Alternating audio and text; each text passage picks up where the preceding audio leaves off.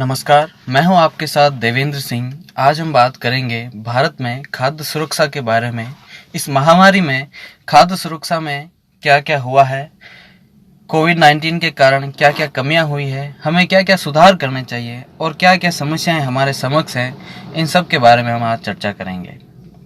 मार्च 2020 में संयुक्त राष्ट्र खाद्य और कृषि संगठन, विश्व स्वास्थ्य संगठन और विश्व व्यापार संगठन के अधिकारियों द्वारा साझा बयान में आने वाले दिनों में वैश्विक बाजार में खाद्य पदार्थों की उपलब्धता के संदर्भ में चिंता व्यक्त की गई है। वर्तमान में अधिकारियों द्वारा व्यक्त की गई चिंता सत्य भी प्रतीत हो रही है, क्योंकि लॉकडाउन के कारण विश्व के सभी देशों में कृषि गतिविधियां बहुत प्रभावित हुई हैं और नकारात्मक रूप से प्रभावित हुई है। इसके साथ ही लॉकडाउन के दौरान आर्थिक गतिविधियों के सीमित होने के कारण बड़ी संख्या में लोगों को पूर्व में संग्रहित खाद्यान्न द्वारा भोजन भी उपलब्ध कराया जा रहा है। इस महामारी से उत्पन्न होने वाले खाद्य संकट से निपटने के लिए घरेलू स्तर पर ही नहीं बल्कि वैश्विक स्तर पर भी प्रयास करने की आवश्यकता है। भारत के लिए मानसून की बेहतर स्थिति खाद्यान्न संकट को दूर करने में सहायक हो सकती है, बशर्ते हमें बेहतर सहायक उपाय करने की आवश्यकता है। तो हम सबसे पहले ये समझें कि खाद्य संकट क्या है। खाद्य संकट को धन अथवा अन्य संसाधनों के अभाव में पौष्टिक और पर्याप्त भोजन तक अनियमित पहुंच के रूप में परिभाषित किया जाता है। खाद्य संकट के दौरान लोगों को भूखमरी का भी सामना करना पड़ सकता है। अब हम ये जानें कि खाद्य संकट किस तरह के हो सकते हैं, कितने प्रकार के होते हैं। जनरली खाद्य संकट को दो भागों में विभाजित किया गया है, मध्यम स्तरीय खाद्य संकट और गंभीर खाद्य संकट। तो मध्यम स्तरीय खाद्य संकट से अभिप्राय उन स्थिति से है जिनमें लोगों को कभी कभी खाद्य की अनियमितता उपलब्धता का सामना करना पड़ता है और भोजन की मात्रा एवं गुणवत्ता से थोड़ा समझौता करना पड़ता है। यह है मध्यम स्तरीय खाद्य संकट। लेकिन गंभीर स्तरीय खाद्य संकट का अभिप्राय उस स्थिति से है जहां लोगों को कई दिनों तक भोजन नहीं मिलता, और अगर मिलता है तो पौष्टिकता और मात्रा की आम गुणवत्ता या उनकी बात नहीं कर सकते, क्योंकि जो मिल रहा है वही है। तो इस तरह खाद्यान्न हमें मिल भी नहीं रहा, और जब मिल रहा है तो ना तो वो पौष्टिक मिल रहा है और ना ही अच्छी मात्रा में मिल रहा है कि हम पेट भर के खा सकें। तो यह स्थिति है गंभीर खाद्य संकट। भारत में ऐसा कब कब हुआ कि खाद्य संकट हुआ, इसके बारे में थोड़ा समझते हैं। स्वतंत्रता के बाद ही खाद्यान्न उत्पादन और खाद्य सुरक्षा देश के लिए बड़ी चुनौती थी, ये हम सभी जानते हैं।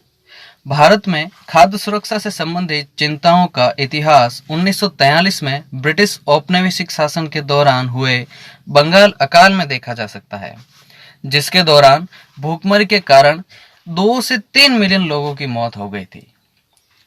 1960 के दशक में और 1970 के शुरुआत में हरित क्रांति हुई, जिससे देश में खाद्यान्न उत्पादन में काफी अधिक सुधार हुआ। हरित क्रांति की सफलता के बावजूद भी लोग यह कहकर इसकी आलोचना करते हैं कि इस हरित क्रांति में केवल गेहूं और चावल पर ही जोर दिया गया, बाकी फसलें नहीं जोर दी गई। लेकिन फिर भी हरित क्रांति से हमें बहुत ज्यादा लाभ हुआ। आंकड़े देखे जाए तो 2019 में भारत में सबसे अधिक कुपोषित लोग मौजूद थे। आज की स्थिति की बात कर रहे हैं, 2019 में भारत में पूरे इतिहास में सबसे अधिक कुपोषित लोग थे। ये काफी चिंताजनक विषय है हमारे देश के लिए, हम सब के लिए।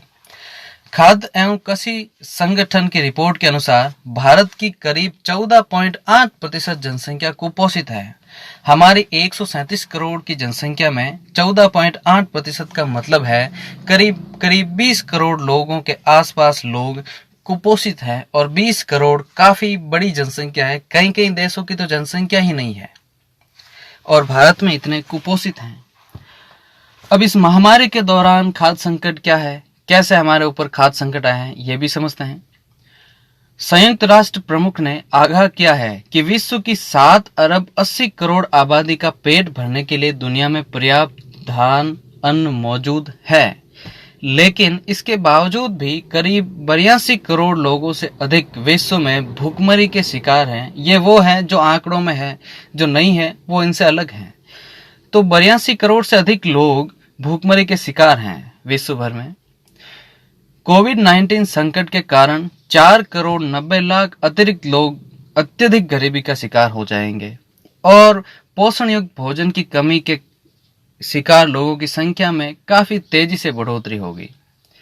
यहाँ तक कि जिन देशों में भोजन की प्रचुर मात्रा उपलब्ध है, विकसित देशों में, वहां भी खाद्य आपूर्ति श्रृंखला में व्यवधान पैदा होने का जोखिम दिख रहा है हमें। अब हम समझेंगे खाद्य सुरक्षा सुनिश्चित करने की त्रिविमीय अवधारणा क्या है। बाजार में खाद्य की उपलब्धता, लोगों की खाद्यान्न तक पहुंच सुनिश्चित करना और भोज्य पदार्थों का अवशोषण, ये त्रिविमीय है। तो सर्वप्रथम बाजार में खाद्यान्न की पर्याप्त उपलब्धता सुनिश्चित करनी होगी। इसके लिए कृषि विपणन स्थलों में सुधार की अत्यधिक आवश्यकता है। अब इसमें क्या क्या सुधार किए गए, तो इसमें कुछ नियम है, कुछ कॉन्ट्रैक्ट हैं, जो है model agriculture land leasing act 2016 में आया।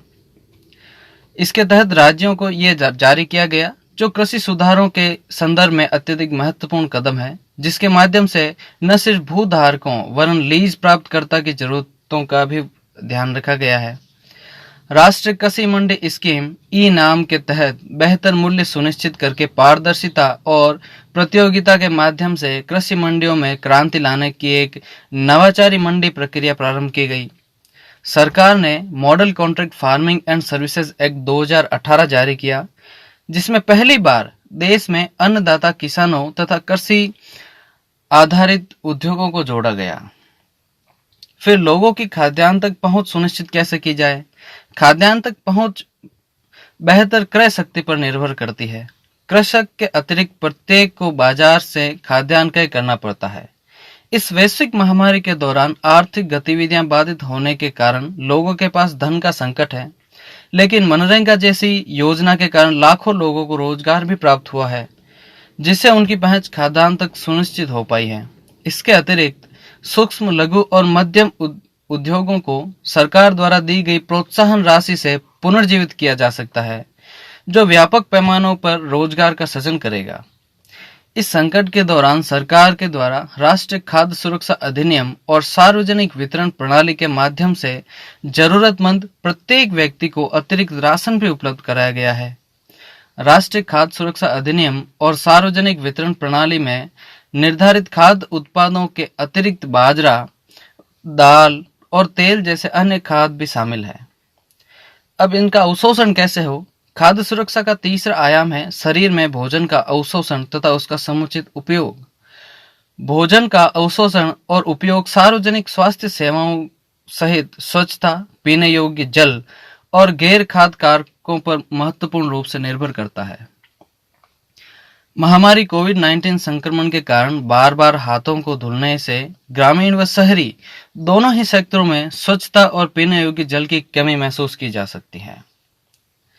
अब सरकार ने खाद्य सुरक्षा सुनिश्चित करने के लिए और क्या क्या उपाय किए गए हैं, तो इसके लिए राष्ट्रीय कृषक नीति है, खाद्य सब्सिडी योजना है, राष्ट्रीय वर्षा पोषित क्षेत्र प्राधिकरण की स्थापना भी है। खाद्य सुरक्षा की और वैकल्पिक विधियां क्या है, तो खाद्य की कूपन प्रणाली है, हमारे पास स्मार्ट कार्ड है, वेब आधारित प्रणालियां हैं, बफर स्टॉक बढ़ाना, ऐसे कई हमारे पास और ऑप्शन है, वैकल्पिक विधियां हमारे पास। तो कोविड-19 संक्रमण के दौरान भारतीय स्वास्थ्य चुनौतियों के अतिरिक्त जिन चुनौतियों का सामना कर रहा है, उनमें खाद्य सुरक्षा चुनौती बहुत ही बड़ी चुनौती है। तेजी से बढ़ती हुई जनसंख्या, बढ़ते खाद्य मूल्य और जलवायु परिवर्तन का ऐसा खतरा बहुत चुनौती है, जिसे युद्ध स्तर पर निपटने की आवश्यकता है। यदि भारत को विकसित राष्ट्रों की सूची में शामिल करना है, तो हमें खाद्य सुरक्षा सुनिश्चित करनी ही पड़ेगी। इसके अलावा हम विकसित कैसे हो पाएंगे जब लोगों को पेट भरने के लिए खाना भी नहीं मिलेगा। ऐसी स्थिति में कोई देश विकसित कैसे हो सकता है। तो भारत को खाद्य सुरक्षा सुनिश्चित करनी ही होगी।